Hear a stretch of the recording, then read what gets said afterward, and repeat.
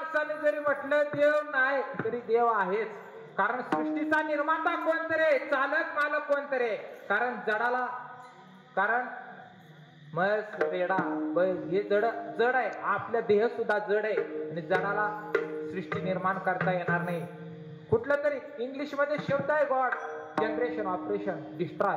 ह्या तिन्ही ज्याच्याजवळ सत्ता आहे त्याला देव म्हटलं जातं. देव कुणाला म्हणावं? कारण देव आहे, देव नाही म्हणून सुद्धा देव आहेच. आणि हा आज नामसंकीर्तन आपण घेतलं, ते नाम कुठून आलं बरं का? हे नाम कुठून आलं? कारण भगवान शंकरानं हा मंत्र भगवान शंकराकडून पार्वतीला सांगत असताना ते माशाचं रूप घेतलं विष्णूनं आणि तो ऐकला. आता मला सांगा, माशाला कान असतात का? माशाला कान असतात का? विष्णूचं रूप माशाने घेतलं आणि तो मंत्र ऐकला. आणि तो मंत्र ऐकल्यानंतर आपल्या पत्नीनं ऐकला नाही हे भगवान शंकराला कळालं. आणि भगवान शंकर म्हणाले, हा मंत्र ज्यार्थी हुक्कार येत होता हा मंत्र कोणीतरी ऐकला. मग विष्णू प्रगट झाले आणि विष्णू म्हणाले, अरे हा मंत्र मी ऐकला. पण भगवान शंकर म्हणाले, हा फलद्रुप्त होणार नाही. मग विष्णू म्हणाले की मला मानवाचं कल्याण करायचे आणि आमचं तुमचं कल्याण करण्यासाठी विष्णूनं प्रार्थना भगवान शंकराकडे केली. भगवान शंकर सुद्धा कोणाचं स्मरण करतो? राम अवतार आहे, प्रभू रामाच्या अगोदर सुद्धा प्रभू रामाचं स्मरण करत होता, चिंतन करत होत भगवान शंकर. भजन करी महादेव, भजन करी महादेव, भजन करी महादेव, भजन करी महादेव.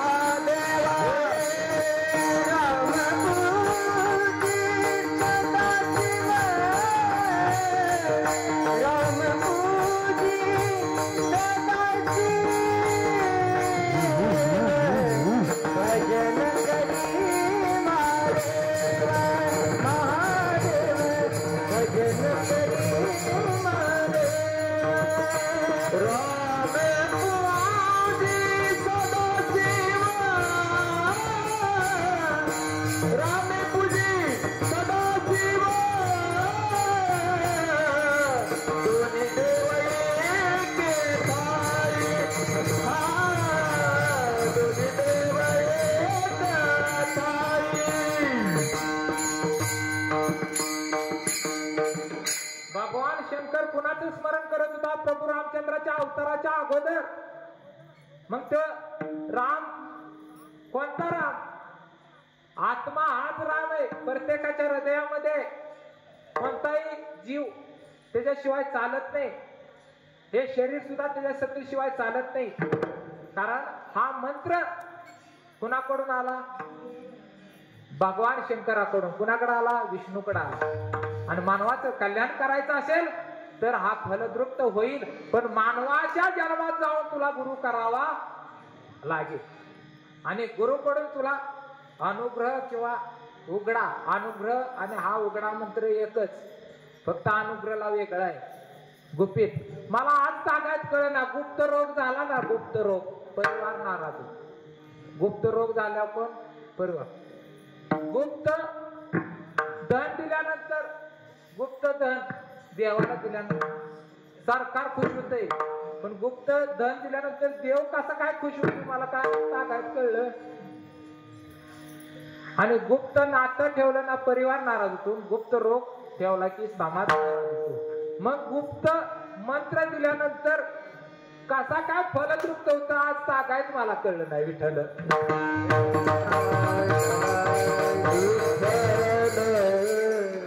त्यामुळं गुप्तच्या भानगडीत पडायचं नाही. कारण तुकोबरायांनी गातेत स्पष्ट लिहिले, जसा मानवाचं कल्याण करायचं असेल करायचंय म्हणून हा मंत्र फलद्रुप्त होईल, तसा तुम्हाला तुमचं अनंत पाप, न कळत कळत केलेली पाप तुमची स्वच्छ साफ व्हायची असेल तर तुम्हाला मंत्र रामकृष्ण हरी कधी फलतृप्त होईल. तर तो फलतृप्त होण्यासाठी तुम्हाला वागावं लागेल 100% अचूक. काय नाही तर राम राम करायचा आणि बगल में चुरा वागणं. कारण तुम्हाला जरी आतापर्यंत वाईट वागला असेल, व्यभिचारानं वागला असाल, अनेक कोंबड्या आणल्या असतील, नको ती केला असेल, कारण वेदात सांगितलं प्रत्येकाला वाटतं माझंच खरं आहे, प्रत्येकाला वाटतं माझंच खरं आहे, पण खरं खरं काय आहे ते वेदात सांगितलं तेच खरं आहे. विठ्ठल विठ्ठल वेदात काय सांगितलंय? मांस खाऊ नये. मांस खाणारा विकणारा मग बर तुकोबरा या गाथा 5वा वेद आहे. मांस खावयाची आवड जोडीला वैरी जन्मोत्तरीचा. गाडगे बाबा म्हणतात कोंबडा बकर मारू नका.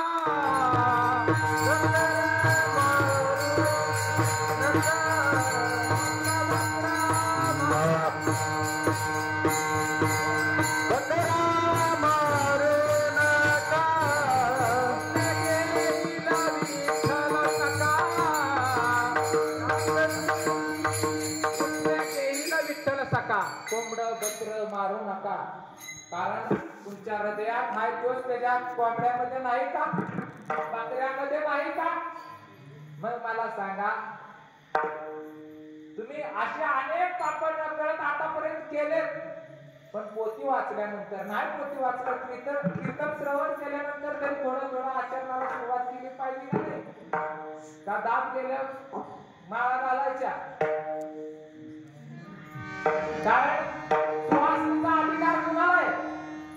गळ्यामध्ये मंगळसूत्र आहे. भगवंताचं नाम फलतृप्त व्हायचं असेल तर गळ्यामध्ये तुळशीची माळ आणि आचरण 100% शुद्ध. आता कलियुगात असं चालेल का? एखादा चोर आला, समजा चोर, आणि त्याला सगळं सोनं सांगचाल का तुम्ही? सत्यवादी होचाल का? एवढं चोरासाठी, कारण लाबाडाशी लाबाडी केली चालते, गाते चालते, चोराशी सांगून चालायचं नाही. खोटा धंदा करायचाच नाही. खोटा धंदा केला आणि आपलं देव काम करतोय सजन कसाई. मांस विकण्याचं काम सजन कसाईचं कोण करत होता? भगवान परमात्मा शालिग्राम. त्याला कळलं, कारण पावशेर मागणाऱ्याला पावशेर व्हायचं, अर्धा किलोला अर्धा किलो व्हायचं, 1 किलोला 1 किलो व्हायचं. सजन कसाईनं धंदा तो सोडला. कारण माझा देव अशी काम करू शकतो. देवाचं चिंतन आहे, अखंड चिंतन, तुळशीची पवित्र माळ, अखंड भगवंताचे चिंतन. मग सजन कसाई सारखा जर आपला कारण संस्कृती जगामध्ये सर्वश्रेष्ठ जर कुठली असेल तर भारतीय संस्कृती आहे. आणि संस्कृती, भारतीय संस्कृतीमध्ये आध्यात्मिक ज्ञान हे सर्वश्रेष्ठ आहे. आणि आध्यात्मिक ज्ञानामध्येही संत विचारानं आचरण कृती करणं, आणि त्यावेळी अनंत जन्माची पाप काय होतात जळतील. आता असे अनेक दृष्टांत देता येतील. आपण मागाशी दिला एक वाल्या, आता आपण देऊया एक परस्त्री संबंध ठेवल्यानंतरची काय, आणि असा घातकी पापपैकी असणारा त्याचा सुद्धा अनंत जन्माचं पाप होऊन या भगवंताच्या चिंतनानं गेलं. परस्त्री संबंध ठेवणाऱ्याची पहिली छत्रपती शिवाजी महाराजांच्या काळामध्ये चौरंग पाटलाचा केला होता. आता मोकाट सुटतात, मोकाट. ज्यावेळी दशरथाचा बाप राजा होता त्या काळातली ही गोष्ट आहे, दृष्टांत आहे, सत्य. कारण त्यावेळी एक सावकार होता आणि सावकाराच्या धुणं भांडी करण्यासाठी एक स्त्री कामाला होती. आणि धुणं भांडी स्वयंपाक ही करायची, पण एकमेकाचं डोळ्यानं एकमेकाचं ती घरी जायची विसरली. नवऱ्यानं कंप्लीट केली. त्यावेळी राजा होता दशरथाचा बाप राजा होता. कोण? दशरथाचा बाप अज ना, अज राजा.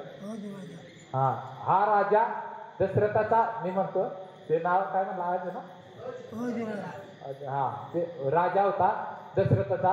आणि त्यावेळी त्याच्याकडे तो नवरा न कंप्लेंट दिली की माझी बायको आता येत नाही, 15-15, 20-20 दिवस झालं, महिना जागलं. तिथं कामाला होती सावकाराकडं. आता सावकाराचं तिथंच राहते. तिथं मुलं बाळ मला सांभाळावे लागतात. हा माझ्यावर अपराध झाला. आमचा कायदा काय म्हणतो, परस्त्री संबंध ठेवला एकमेकाचं जुळत असलं तर असू द्यावं. कुणाला तरी त्रास पीडा होती ना, कुणाला तरी. मला सांगा त्या नवरोबाला काय झालं, नवरोबाच्या पोरांना पोरींना एक त्रास झाला ना, पीडा झाली. त्यावेळी दशरथाचा बाप राजा त्यानं बोलवलं, दोघालाही बोलवलं, सावकार आणि त्या नवरोबाच्या पत्नीला बोलवलं. हे खरं आहे का, समाजात उठलेलं हे खरं आहे का? त्याला कबुली करावी लागली. हो, हे कशामुळे घडलं विचार केला थोर, तर हे घडलं डोळ्यामुळं. त्यावेळी सजा देण्यात आली, दोघांचेही डोळं फोडलं. आता मला सांगा, डोळं फोडल्यावर नवरोबाबाई तुला स्वीकारेल का? तो म्हणेल अगोदरच ही नव्हती तर मला किती काम करायला लागले, आता एक वाढलं मी करील का? कोरोनानं काय शिकवलं तुम्हाला? कोरोना माणसं मारायला आला नव्हता. माणसं अशीही मरतात, पुढेही मरणार, मागेही मरणार, कारण मृत्यू लोक आहे. कोरोना तुम्हाला आम्हाला सांगायला आलाय की संत विचार हे श्रेष्ठ आहेत.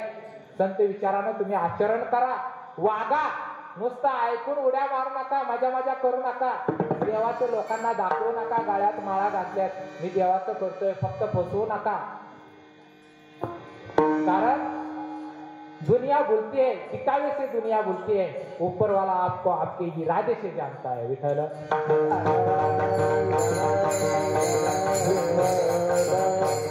डोळं फोडलं आणि डोळं फोडल्यानंतर त्यांना पंचक्रोशीतून बाहेर सोडा. आणि बाहेर इतक्या सोडा की फार लांब जंगलामध्ये सोडा यांना. आणि ही जर पंचक्रोशीमध्ये कुठे दिसली ना, कारण विचार करतील ह्याचं डोळं का फोडलं, तर लोकांच्यात विचार येईल काय त्यांनी परस्परी संबंध ठेवला. आणि मग विकृती वाढतील. आणि नको ते परत काढण्यापेक्षा हे जर परत कुठं दिसली, नजरेत आली, तर यांना मृत्यूदंडाची शिक्षा देण्यात यावी. मग फार लांब जंगलामध्ये, आणि जंगलामध्ये ह्यांना पर्याय नाही. दोघंही आंधळ झाडाचा पाला खाऊन जगावं लागलं, उपास करायला लागला त्यांचा. आणि संत साधू भेटल्यानंतर त्यांना भगवंताचं नामचिंतन केलं. पहिलं कर्म होतं या जन्मात केलेलं कर्म, मागची जन्माचे कर्म तर मी सांगत नाही. त्यांनी भगवंताचं चिंतन अखंड करीत राहिले. आणि नवरा बायकोच्या संबंधाने ती राहिली. आणि नवरा बायकोच्या संबंधाने राहिली. भगवंताचं अखंड चिंतन, पाला फळ खाऊन उपासही घडला.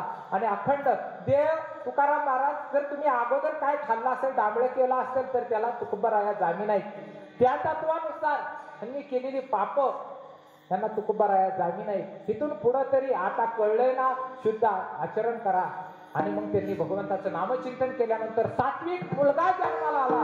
त्याचं नाव काय आहे? श्रावण बा. काय नाव आहे? श्रावण बा.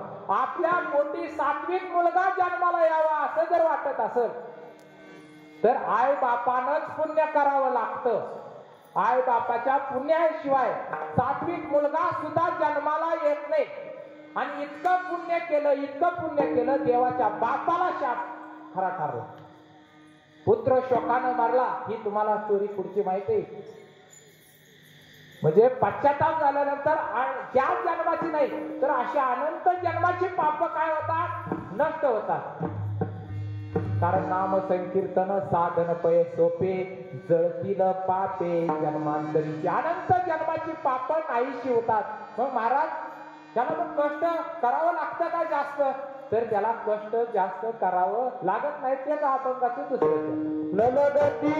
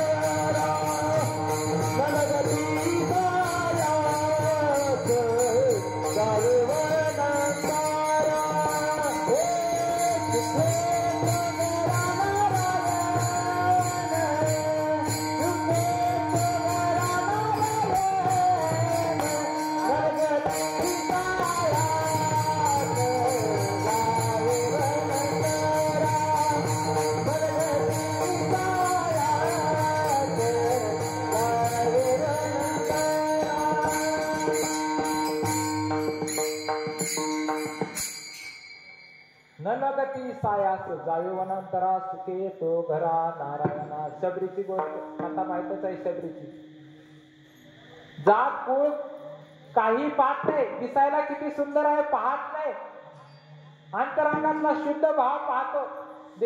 देव काय पाहतो तर अंतकरणातला शुद्ध भाव पाहतो, स्वच्छ कर्म पाहतो. स्वच्छ कर्म नाही आणि तुम्ही हरिपाठ काकडा जर 24 तास केला तरी मला वाटत नाही. कारण स्वच्छ कर्म या शब्दाखाली अंडरलाईन करा. अंतकरणातला शुद्ध भाव पाहिजे, कारण सर्वांमध्ये परमात्मा आहे अशी भावना निर्माण झाली पाहिजे. माझ्या सासूला दुखवणं म्हणजे माझ्या पांडुरंगाला दुखवणं. माझ्या आईला फक्त बघा, लेकी बघा, लग्न ज्याचं ज्याचं झालंय त्याला, ज्याचं ज्याचं लग्न झालंय ना बघा, मेहुणी गॉड, बायकोची आई गॉड, बाप गॉड आणि कोण कोण गॉड, माहेर ती का सासरची, माहेरची सगळी गॉड आणि सासरची काय नवऱ्याची दुखते ते म्हणजे काय फक्त आई बाप देव आहेत का? एकदा पंढरीचा राजा आवडला ना, ते पंढरीचं भूत जर आवडलं ना तर कोण आवडत नाही. 5 विषय सुद्धा विसरतात आणि ज्यावेळी 5 विषय विसरतील आणि ते भगवान शंकराकडून आपल्याला हा मंत्र आलाय आणि त्या मंत्र कुठून आला तर आपण हरिपाठात. आणि आजचा अभंग सुद्धा हरिपाठ पूर्ण झाल्यानंतरचा अभंग सगळ्याच्या पाठातला आहे. सगळ्यांचा पाठ असणारा साधा सोपा अभंग आहे आणि हरिपाठातच आहे हा मंत्र. आदिनाथ उमा बीज प्रकटले मच्छिंद्र लादली सहज शिकी. मग मला सांगा, हा मच्छिंद्राला सहज आदिनाथ उमा म्हणजे आदिनाथ म्हणजे भगवान शंकर एक मंत्र आला आणि हा मंत्र मच्छिंद्रनाथांनी गुरु केला. मग मच्छिंद्रनाथाचा गुरु कोण? मच्छिंद्रनाथाचा गुरु कोण? आदिनाथ उमा बीज प्रकटले मच्छिंद्र लादली सहज शिकी. मग मच्छिंद्राचा गुरु कोण? दत्त. कारण तिथं फसू शकतं, कारण आदिनाथ उमा जरी ती प्रकट झाला असला तरी विष्णूनं परत अवतार घेतला कुणाचा? मच्छिंद्राचा आणि गुरु करावा लागला दत्तात्रय. मग गुरु परंपरा चालू झाली आणि हा वारकरी संप्रदाय भगवान भोळ्या शंकराकडून आलेला हा मंत्र आहे. आणि हा मंत्राचा तुम्ही आम्ही काय केला पाहिजे? प्रेमानं त्याचं भजन केलं पाहिजे. कारण रामकृष्ण हरी विठ्ठल केशवा मंत्र हा जपावा सर्व काळ.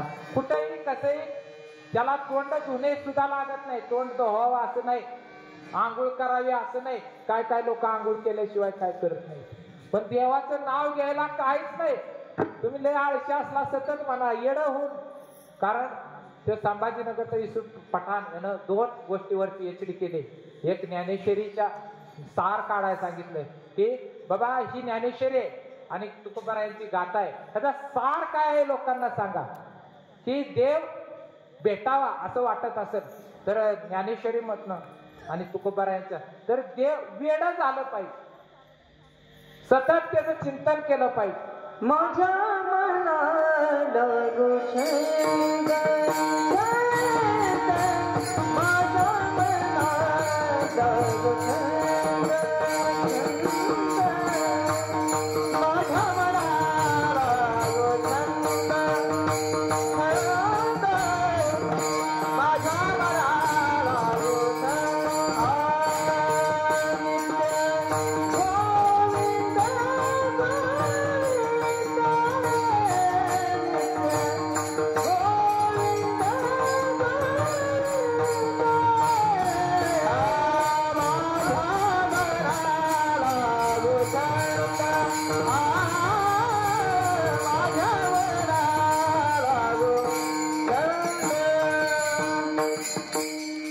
मनानं आणि हृदयानं परमात्म्याचं नाव घेतलं पाहिजे. मनाला येड लागलं पाहिजे त्या रामनामाचं. मन स्थिर करायचंय आपल्याला. लग्न करताना सुद्धा अक्षदा टाकताना बामण तुम्हाला सांगतो साधून मन स्थिर करा. मंगलाष्टिकेत सुद्धा आहे मन स्थिर करण्यासाठी. बामण सुद्धा आपल्याला सल्ला देतोय तुम्ही मन स्थिर करा. आपलं मन स्थिर नाही.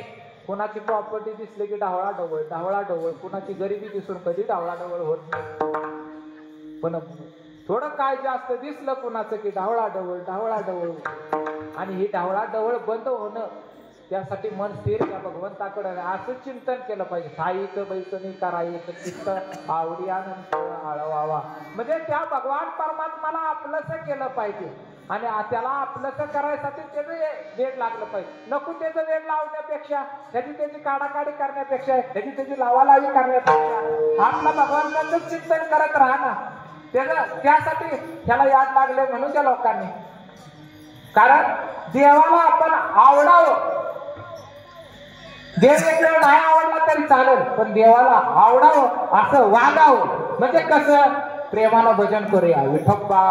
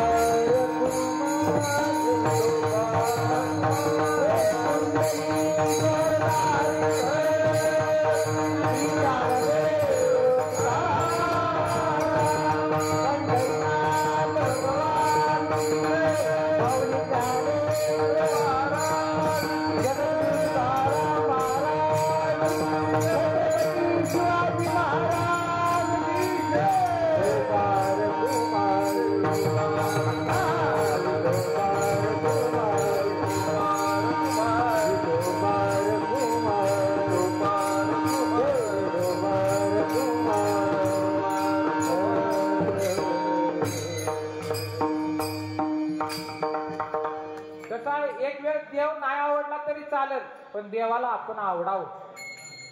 आता ही जर किचकट वाटत असेल तर एक वेळ बायको नाही आवडली तरी चालेल, पण बायकोला आपण आवडावं असं वागावं. एक बाजार असंच होतं बायकोच्या ऐकण्यात. बाजाराला गेले की मोकळे येत नव्हतं. फोन करायचं, अगं तुला काय खाऊ आणू, वडापाव आणू का, भेंडी आणू का, गाजर आणू का, काय भाजीला आणू, अगं पिंट्याला काय आवडतं, असं सगळी चौकशी करून तिच्या आवडीचं पण आणते. आणि एवढं करून सुद्धा आवडीचं आणून का नाही घरी येते, आणखीन आरती करते. अगं माझे बायले, तुला सगळं वाहिले, तू माझी देवी आणि मी तुझा बोक्या. एवढं करून सुद्धा तिला जर आवडला नाही तर ती काय करते माहितीये का, ही घे डोरलं, तुझं माझं सरलं विठाला.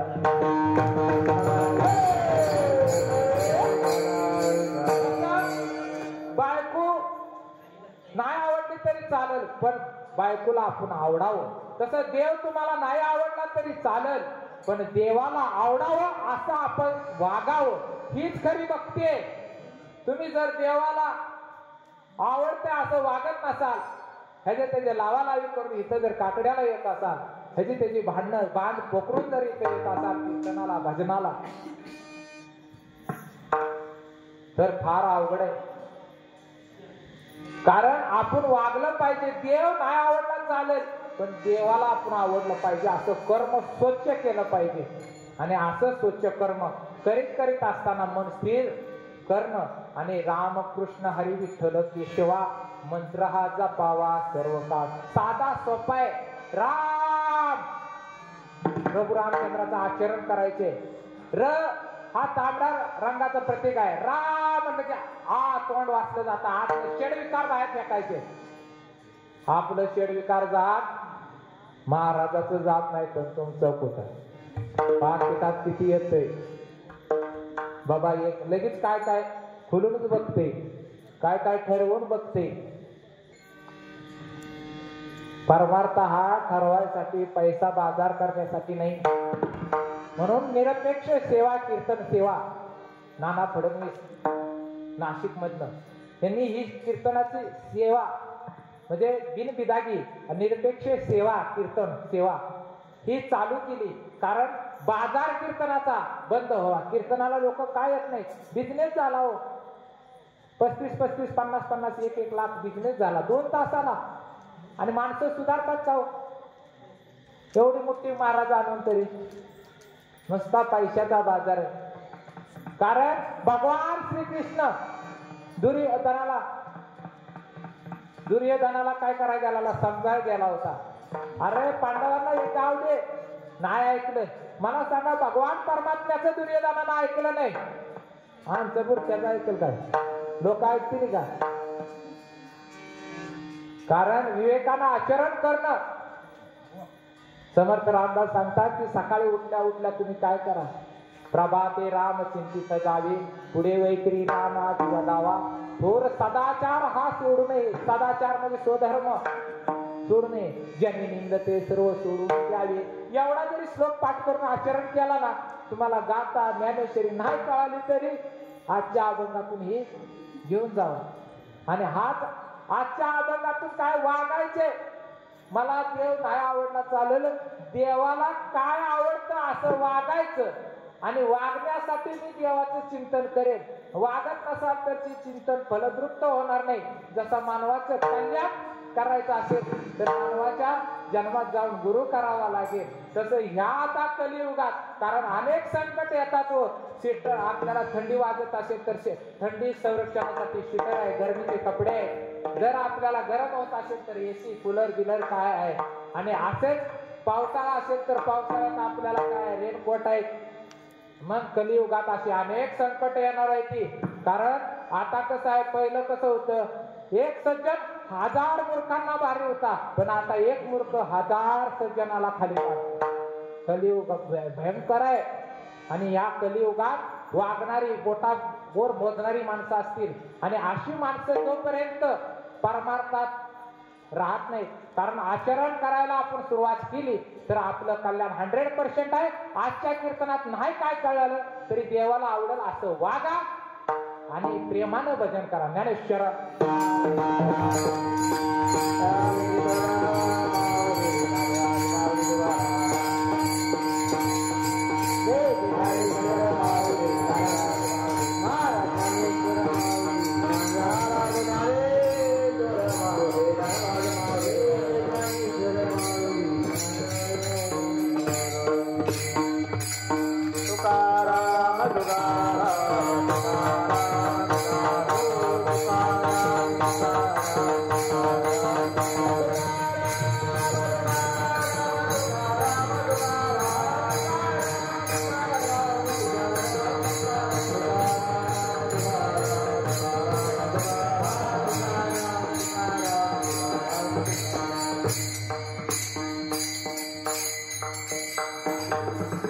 झालेली सेवा. कारण अल्पशा जे काय वाईट असेल ते मला परत करा. जे चांगलं